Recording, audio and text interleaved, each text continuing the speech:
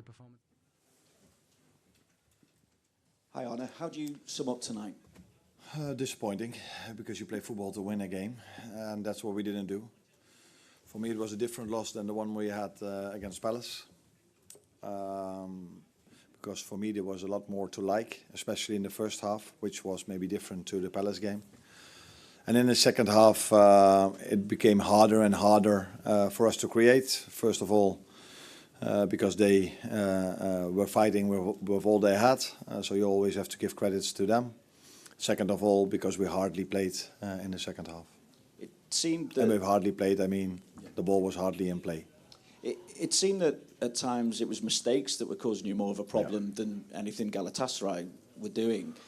And you've spoken a number of times about the need to manage minutes, but at the same time getting a balance with continuity of selection as well. Yeah. So do you see that rotation as having an impact in those individual mistakes that kind of halted the momentum at times?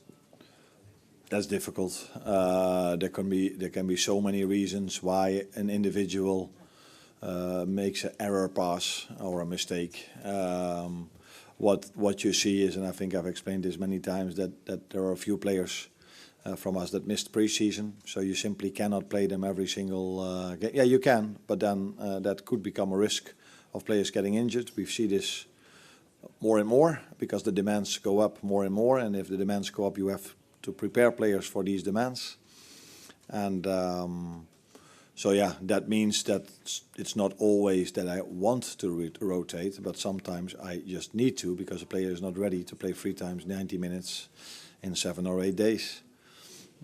Because as much I like my squad so much, but we don't have 25, 26.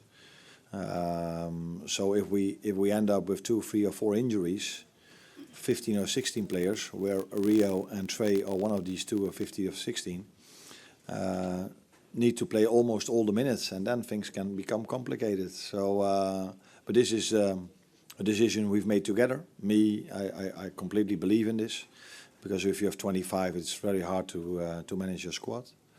But as a result of that, with Hugo, Alex, Connor, McAllister not having the pre-season as a player should have, that also results in the fact that I cannot play them every time. Richard. Hi Arne, you said that Alisson's definitely out for Saturday. What actually is the injury, and how severe do you think it is?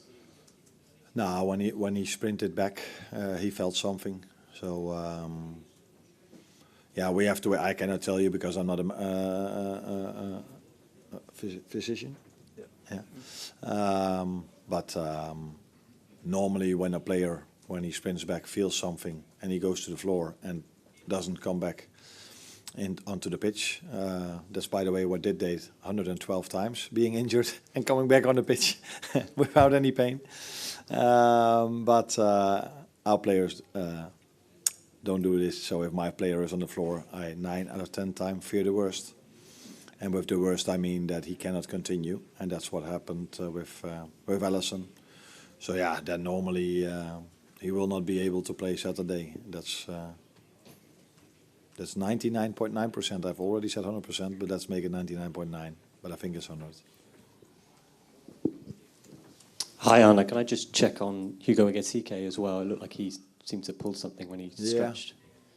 He felt something when he had to reach for the ball. I think we all know which moment it was. When we were trying to force something. And I think at that moment of time on the other side there was someone on the floor as well.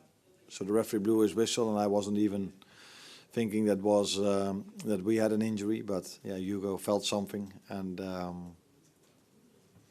after the game. But yeah, that's always the difficult thing with these moments. Then players feel like, it's not too bad. But yeah, when you just walk around, it's something different than when you make a sprint or when you have to shoot on target. So he said he couldn't continue, so we had to take him off. Let's see how he is for the weekend. Can I just also ask you about your right side today? I know Dominic Szoboszlai's played at right back, but seeing Jeremy Frimpong quite high up the field, is that something you want to continue with Dominic playing at right back? Is that an issue you need to sort of resolve? Nah, Jeremy played a lot of times as a wing back, right winger at Leverkusen. He played there in pre-season for us. He's one of the players that can replace Mo in that position. I don't see many others that can play in that position, which are favorite to them. I think Jeremy is one of his favorite positions to play there. He plays there for the national team, always. So yeah, he's a player that can play there. Normally, they play with the left winger inverted and the fullback really high. So yeah, if then the left winger goes inverted, he plays on the midfield. So then Dom is on the midfield, and Jeremy is then some kind of a wing back. But they did it the opposite today, which happens more to us, that they change something. But I think both of them can play really well in that position, and I've just explained also that that Connor missed out quite a lot in pre-season. So that also means he cannot play every single game. So you then consider which game is best for which player. And Mo has played a lot of minutes already. So we decided to do it today like this, and I think in the first half I was quite happy with the way we played, actually. Last question, Mike. Did you feel the penalty was slightly harsh on you? I haven't seen it back.